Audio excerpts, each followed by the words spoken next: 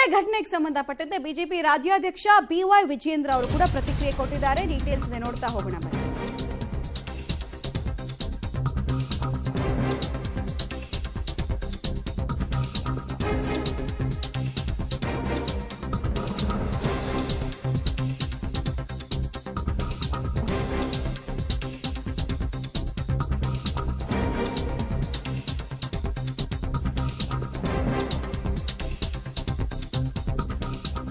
BY Vijendra ಸರ್ಕಾರ ಈ ಇಶ್ಯೂನಲ್ಲಿ ವೈಫಲ್ಯಗೊಂಡಿದೆ ಅನ್ನೋದನ್ನ ಹೇಳ್ತಾ ಅನೇಕ ವಿಚಾರಗಳನ್ನು ಪ್ರಸ್ತಾಪ ಮಾಡ್ತಾ ಇದ್ದಾರೆ. ಉದಯಗಿರಿಯಲ್ಲಿ ಕೆಲ ದೇಶದ್ರೋಹಿಗಳು ಅಟ್ಟಹಾಸವನ್ನ ಮೆರೆದಿದ್ದಾರೆ.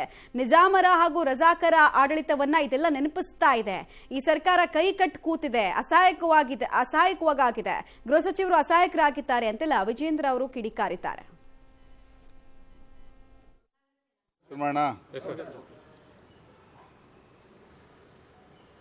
ಇತ್ತೀಚೆಗೆ ಮೈಸೂರಿನ ಉದಯಗಿರಿನಲ್ಲಿ ಕೆಲವು ದೇಶದ್ರೋಹಿಗಳು ಏನು ಅಟ್ಟಹಾಸ ಮೆರೆದಿದ್ದಾರೆ.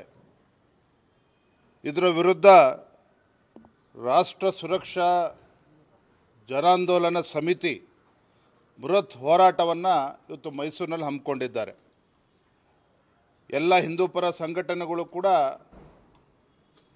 ಈ ಹೋರಾಟಕ್ಕೆ ಬೆಂಬಲವನ್ನು ನೀಡಿದೆ.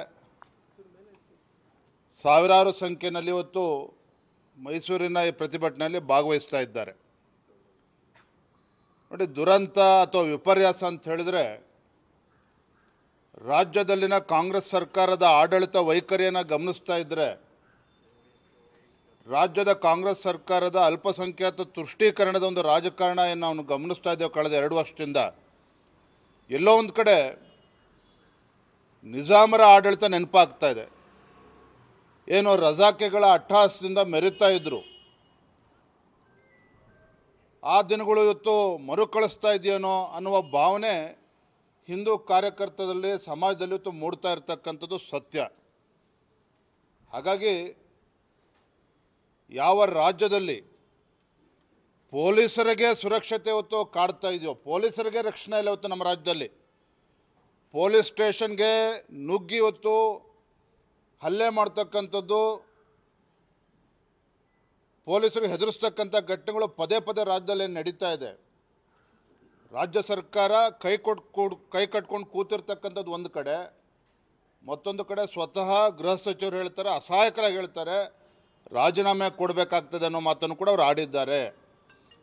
ಇವತ್ತು ಪೊಲೀಸ್ ಇಲಾಖೆ ಇವತ್ತು ಅಸಹಾಯಕರಾಗಿದ್ದಾರೆ ಅಂತ ಹೇಳಿದ್ರೆ, ಗೃಹ ಸಚಿವರು ಇವತ್ತು ಅಸಹಾಯಕರಾಗಿ ಮಾತನಾಡ್ತಾ ಇದ್ದಾರೆ ಅಂತ ಹೇಳಿದ್ರೆ, ಸಮಾಜದಲ್ಲಿ ಜಾಗೃತಿ ಮೂಡಿಸಿ ನಮ್ಮ ಸಮಾಜದ, ಹಿಂದೂ ಸಮಾಜದ ರಕ್ಷಣೆ ಅನಿವಾರ್ಯವಾಗಿ ಇವತ್ತು ಹಿಂದೂ ಸಂಘಟನೆಗಳು ಇಳಬೇಕಾಗಿರ್ತಕ್ಕಂಥದ್ದು ಅನಿವಾರ್ಯ.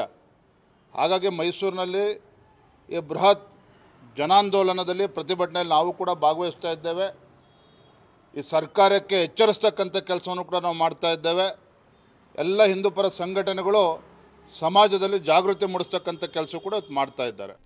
ವಿಜೇಂದ್ರ ಅವರ ರಿಯಾಕ್ಷನ್ ಅನ್ನ ಗಮನಿಸ್ತಾ ಇದ್ರಿ. ಸರ್ಕಾರ ಕಂಪ್ಲೀಟ್ ಆಗಿ ನಿಸ್ತೇಜಗೊಂಡಿದೆ. ಯಾವುದೇ ರೀತಿಯಲ್ಲಿ ಅಪೀಸ್ಮೆಂಟ್ ಪಾಲಿಟಿಕ್ಸ್ ಅಲ್ಲಿ ಮಾತ್ರ ಮುಳುಗಿ ಹೋಗಿದೆಯೋ ಹೊರತು ನಿಜವಾಗ್ಲೂ ಈ ಮತಾಂಧತೆಯನ್ನ ದಮನಗೊಳಿಸುವಂತಹ ನಿಟ್ಟಿನಲ್ಲಿ ಯಾವುದೇ ಹೆಜ್ಜೆಗಳನ್ನು ಇಡ್ತಾ ಇಲ್ಲ ಅನ್ನೋದು BY ವಿಜೇಂದ್ರ ಅವರ ಆರೋಪದ ಭಾಗ ಆಗಿತ್ತು. ಹೀಗಾಗಿ ಇದನ್ನ ಖಂಡಿಸಿ ಇವತ್ತು ಜನಜಾಗೃತಿ ಸಮಾವೇಶವನ್ನು ನಾವು ಹಮ್ಮಿಕೊಳ್ತಾ ಇದೀವಿ ಅಂತ ಹೇಳ್ತಾ ಇದ್ರು. ಬಟ್ ಇನ್ನೆಷ್ಟು ಸಹಿಸಬೇಕು, ಇನ್ನೆಷ್ಟು ದಿನಗಳ ಕಾಲ ಈ ಅಪೀಸ್ಮೆಂಟ್ ಪಾಲಿಟಿಕ್ಸ್ ರಾಜ್ಯದಲ್ಲಿ ಇರುತ್ತೆ ಅನ್ನೋದು ನಮ್ಮ ಪ್ರಶ್ನೆ.